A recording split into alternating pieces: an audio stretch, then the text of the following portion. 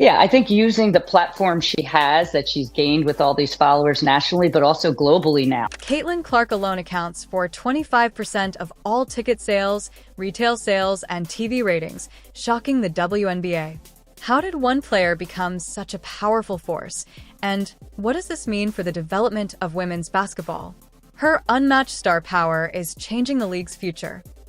I want y'all to tell me, what do y'all not like about Caitlin Clark? Is it the media coverage? Do you not like... The very start following the release of an astounding statistic regarding Caitlin Clark's influence on the league last season, the WNBA fan base has been ablaze with both joy and incredulity.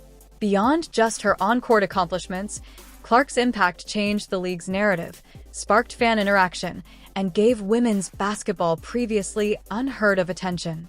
Ron, the tickets to the Indiana Fever home opener right now, the cheapest ticket to get you into the building to see Caitlin Clark, $271.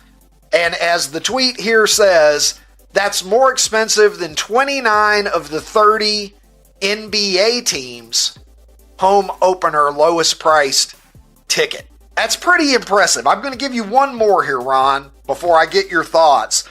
A valuation expert estimates that Caitlin Clark has generated somewhere on the order of 36 million extra dollars of revenue for the city of Indianapolis since she was drafted by the Fever. When the figures fell, they were just astounding. Last season, 25% of all WNBA ticket sales, retail revenue, and television viewership were driven by Caitlin Clark. This revelation has caused significant awe, amazement, and discussion among fans, experts, and even league executives. How could a one player make such a significant impact? Yeah, well, I mean, that's a more rational request, at least. The only problem is the WNBA, until Caitlin Clark, had no revenue. Fans already knew that Clark was more than just a basketball player. She is a phenomenon. Her incredible performances at Iowa carried over into her professional career, captivating audiences nationwide with her dynamic style, charisma, and ability to shine in clutch situations. Whether she's draining logo threes, threading needle passes, or rallying her team in a pinch, Clark consistently delivers must-see basketball. She obviously spaces the floor for us. She makes tough buckets. She gives us another option on the floor to run our off-ball screening action for. She gives us another player that can play with the ball in her hands in the two-man game. She just has a really high IQ and understanding of the game. Her ability to captivate players transcends her talent set. Caitlin Clark is a player who exemplifies a unique blend of talent and marketability. She electrifies spectators with her energy and supports it with performances on the court that many have never seen before. Clark embodies a new WNBA age in which the league is not just revered, but now widely acclaimed. Is a superstar. Not a female superstar, she is a superstar. She moves the needle. The WNBA has been looking for someone who moves the needle. The ratings just came in. Caitlin Clark's game on Sunday did a bigger number than Warriors Celtics. Did 3.5 million. Warriors Celtics did 3 million. 3.5 million for a women's college basketball game. I think the WNBA, they have two great teams. They have the Liberty and the Aces. And they played in the finals last year. They both have, multiple MVP caliber players, but it hasn't garnered quite the buzz yet. You already have a pretty high level of basketball, and then you add in a superstar in Caitlin Clark to the league. Fans have flooded Twitter and Instagram with comments like, "Caitlin is the future of basketball and she's making history, and we're all lucky to witness it," expressing their admiration and pride in what Clark has accomplished. Others have compared her impact to that of NBA legends who became global icons, highlighting the extreme rarity of a player having such a significant impact on an entire league's revenue. Meanwhile, league executives are definitely paying attention. A player connecting with fans on a personal and professional level serves as a wake-up call for the league to keep boosting star power and building on the momentum Clark has created. Clark's impact on ticket sales, merchandise sales, and viewership highlights the expanding market potential for women's basketball. I want y'all to tell me, what do y'all not like about Caitlin Clark? Is it the media coverage? Do you not like that she complains after foul calls like everybody else? What exactly is the reason why I see so much hate on social media and from WNBA players? All she's doing is bringing more attention to the game, and she's very skilled. Like, whenever I watch Iowa games, her teammates always got an open shot. Please explain to me, why do y'all hate on her? As the league enters a new season, all eyes will be on Caitlin Clark and whether she can continue to take the WNBA to new heights. However, one thing is certain. She's not just playing basketball, she's changing the game, and the numbers proved it. This statistic validates everything WNBA fans have believed in the talent, excitement, and potential of women's basketball.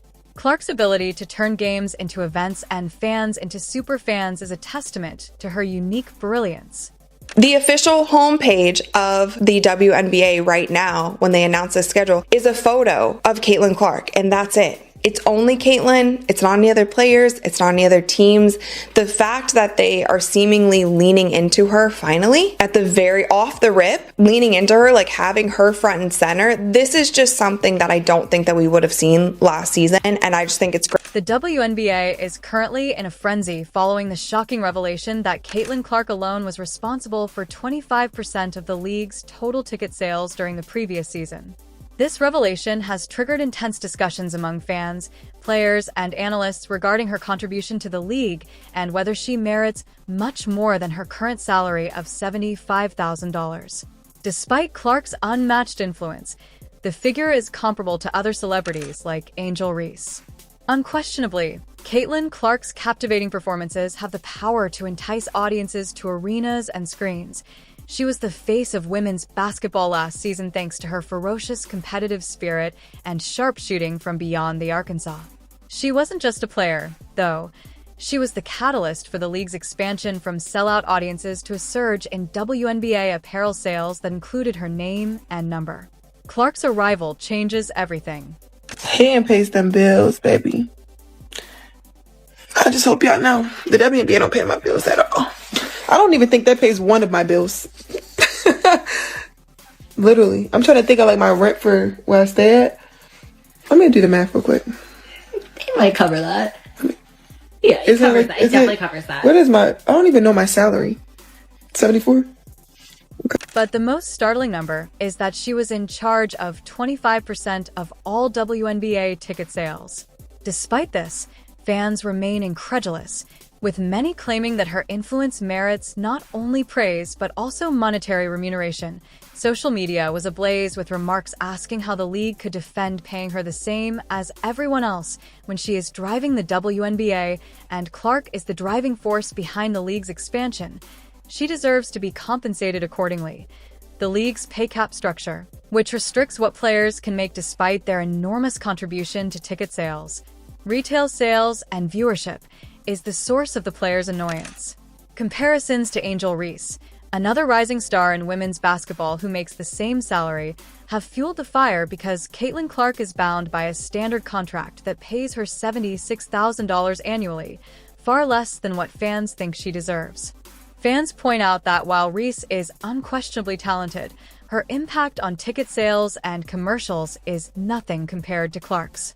Year, she's literally making $76K. You look at any male sports and people are getting $1 million just signing bonuses, not even their contract. On the one side, you get a lot of people that rightfully so bring up the fact that like, hey, people don't watch the WNBA. I think it's great that like more eyeballs are coming into it now. Caitlin Clark being a part of the league is definitely going to bring more attention to it. I hope that more fans buy tickets, buy jerseys, watch the games, because that's what's going to get players paid more. But I was genuinely surprised at how little that was. More players like this come, or she brings more excitement, then all of a sudden people get more engaged to other players that she might be playing against to see who they're battling. And that's kind of how this thing kind of builds momentum. If you look at it, it's kind of like CrossFit Games. Like back in the day, you know, it started off where it's at. Then personalities start to grow it, and then more money comes, and then more money comes, and then more money comes. Maybe WNBA hasn't had that like catalyst that it needed to spark this like snowball effect. The WNBA's pay structure, according to detractors, is antiquated and does not recognize players who significantly boost the league's visibility because of Clark's contributions. the WNBA has received unprecedented attention, and many people think it's time for the league to reevaluate how it pays its players.